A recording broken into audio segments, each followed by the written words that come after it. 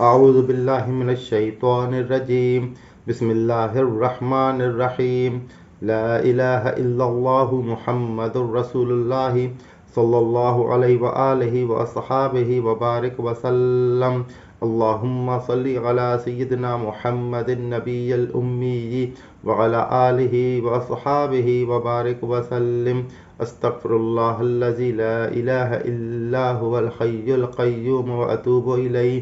اما بعد، تمام دوستوں کو السلام علیکم ورحمۃ اللہ وبرکاتہ۔ حضرت غوث اعظم پیران پیر دستگیر حضرت شیخ عبدالقادر جیلانی رحمۃ اللہ علیہ اپنی 14ویں مجلس میں فرماتے ہیں: اے منافق، اللہ تیرے وجود سے زمین کو پاک کرے، کیا تیرے لیے تیرا نفاق کافی نہیں؟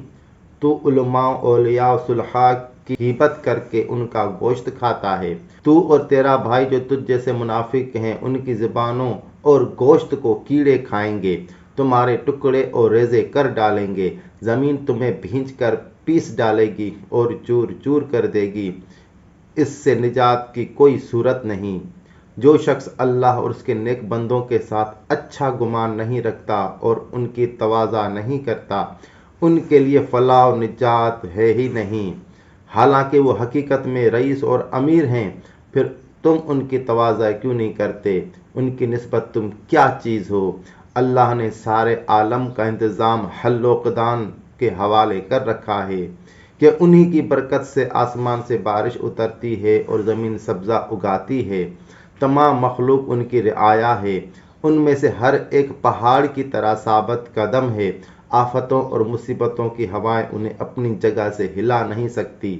وہ رضائے الہی اور مقام توحید سے ذرہ بھی حرکت نہیں کرتے، راضی برضا رہتے ہیں، اپنے اور دوسرے کے لیے اللہ کی رضا کے طالب رہتے ہیں۔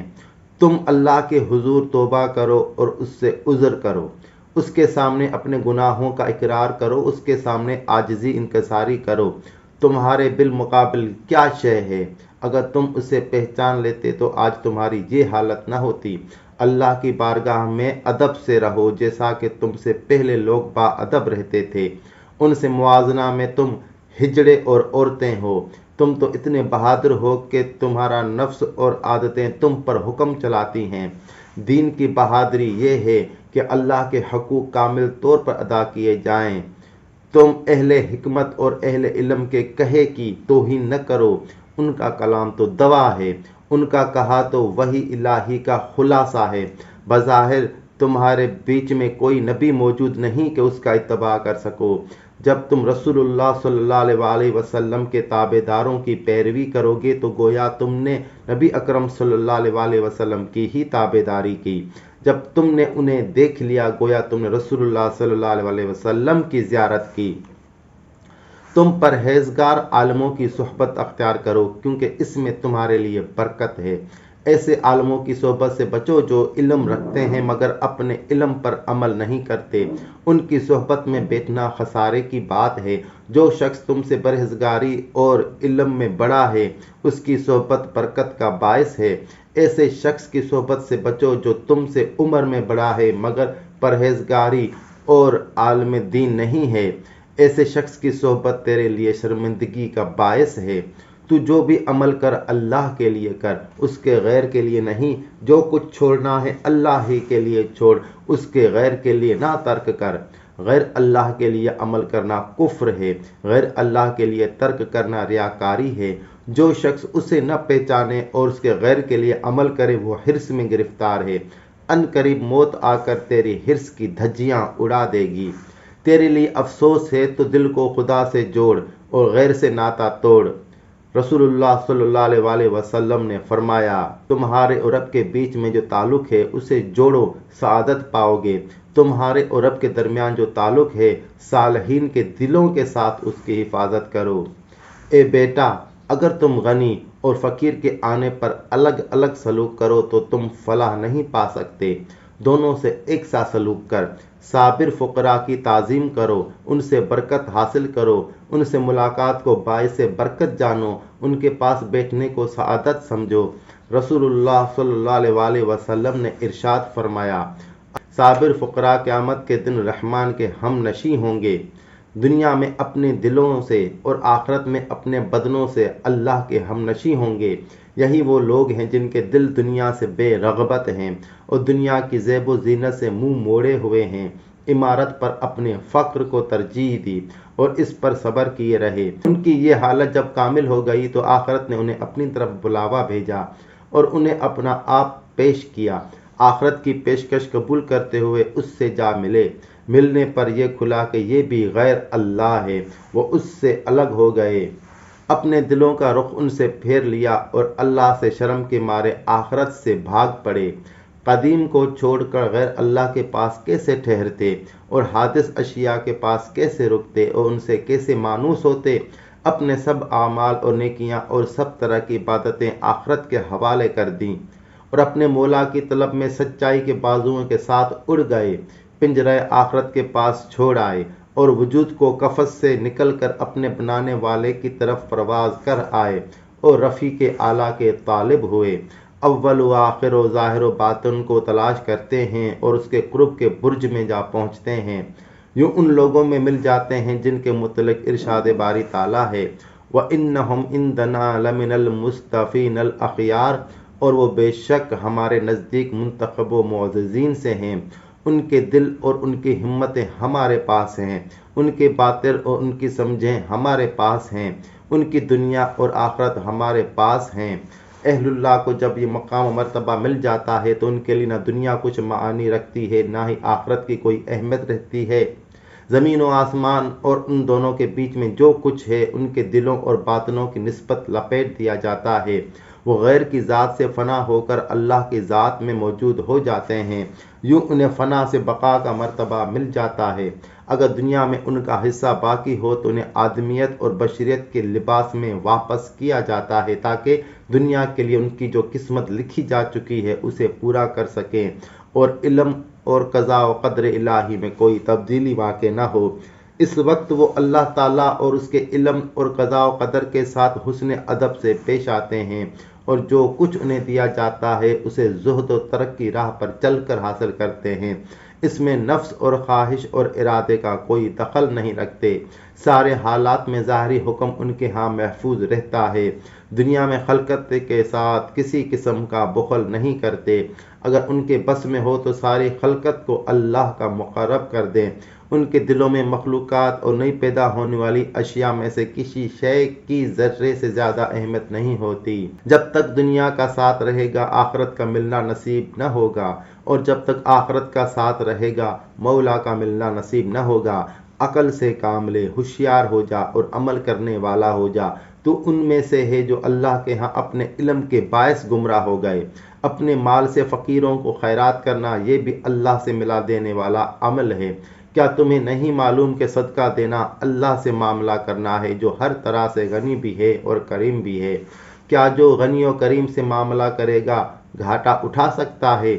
یقیناً نہیں۔ تو اللہ کی راہ میں ایک ذرہ خرچ کرے گا وہ اس کا ایک پہاڑ کر دے گا۔ تو اس کی راہ میں ایک قطرہ خرچ کرے گا وہ اس کے بدلے سمندر کر دے گا۔ وہ دنیا و آخرت میں اپنے عطا سے تجھے سرفراز کرے گا اور تیرا اجر و ثواب پورا پورا دیا جائے گا۔ اے لوگو، جب تم اللہ سے لین دین رکھو گے تو تمہاری کھیتیاں پھلیں پھولیں گی، نہریں بہہ نکلیں گی، تمہارے درختوں پر پتے اور شاخیں نکلیں گی اور پھلی خوب آنے سے درخت لد جائیں گے۔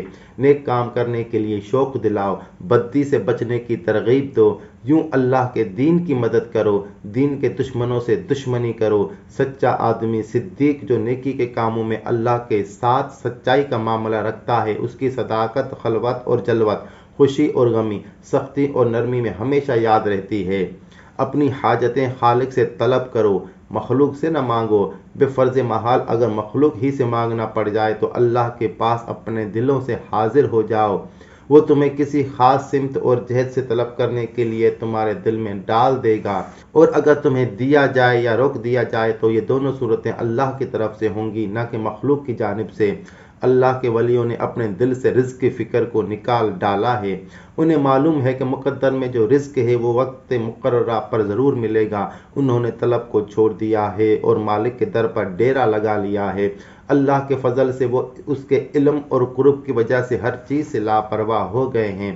یہ مقام و مرتبہ پا کر وہ خلقت کے لیے قبلہ اور بادشاہ کے دربار میں ان کے داخلے کے لیے خطیب بن جاتے ہیں، اپنے دلوں کے ہاتھوں سے تھام کر انہیں اللہ تک لے جاتے ہیں، پھر ان کی قبولیت کے لیے اور اللہ کی رضا کی خلعت دلوانے کے لیے محنت و مشقت برداشت کرتے ہیں۔ اللہ کے عارف کامل علیہ الرحمہ روایت کرتے ہیں کہ اللہ کے وہ بندے جن کی بندگی خاص اللہ کے لیے ثابت ہو چکی ہے، وہ اللہ سے نہ دنیا کی طلب کرتے ہیں اور نہ آخرت کی، وہ اس سے اسی کو چاہتے ہیں، اس کے غیر کو نہیں۔ دعا یہ ہے، اے اللہ ساری مخلوق کو اپنے دروازے کی طرف ہدایت کر، میرا تو ہمیشہ تجھ سے یہی سوال ہے، آگے تیرا اختیار ہے۔ یہ دعا سب کے لیے ہے، اللہ اس پر مجھے ثواب عطا فرمائے۔ اللہ تعالیٰ اپنی مخلوق سے جو چاہتا ہے کرتا ہے، جب دل کا حال درست ہو جاتا ہے تو خلقت کے لیے رحمت و شفقت سے بھر آتا ہے۔ اللہ کے ایک ولی نے فرمایا کہ نیکی کا عمل بکثرت کرنے والا اور گناہوں سے بچنے والا صدیقوں کے سوا اور کوئی شخص نہیں ہے۔ صغیرہ اور کبیرہ سب گناہوں کو چھوڑنے والا صدیق ہے، تمام خواہشیں چھوڑ دیتا ہے، مشکوک چیزوں سے نہایت احتیاط سے پرہیز کرتا ہے اور عام خلقت کے لیے جو کچھ مباح ہے اسے ترک کر دیتا ہے اور خالص حلال کا طالب رہتا ہے۔ صدیق بڑے دنوں اور لمبی راتوں میں اللہ کی عبادت میں لگا رہتا ہے، خلق کے منافع سے لا علم ہوتا ہے، ضرورت کے وقت اس کے لیے اللہ کی طرف سے خرق عادت کا حکم ہوتا ہے اور ایسی جگہ سے رزق دیا جاتا ہے کہ جہاں کہ اسے گمان بھی نہیں ہوتا، اسے لینے کا حکم ہوتا ہے، اسے تمام چیزیں خالص اور صفا ملتی ہیں کیونکہ وہ ایک عرصے تک محروم رکھا گیا، اس کی حسرتیں سینے پر توڑی گئیں، اس نے اپنی اغراض کے عدم حصول پر صبر کیا، ہر حالت میں کیا گیا سوال اس کے منہ پر مارا گیا، دعا کرتا تھا کچھ قبولیت نہ ہوئی، سوال کرتا اور اس کے سوال پورا نہ کیا جاتا، شکوہ شکایت کرتا لیکن گلہ بڑھتا چلا جاتا، خوشی کو طلب کرتا اور نہ پاتا، بچنا چاہتا لیکن مصیبت سے نکلنے کی راہ نہ پاتا، اللہ پرست ہو کر خالص عمل کرتا لیکن جس کے لیے عمل کرتا اس کا قرب نہ پاتا، گویا کہ وہ ایمان والا اور اللہ پرست نہیں۔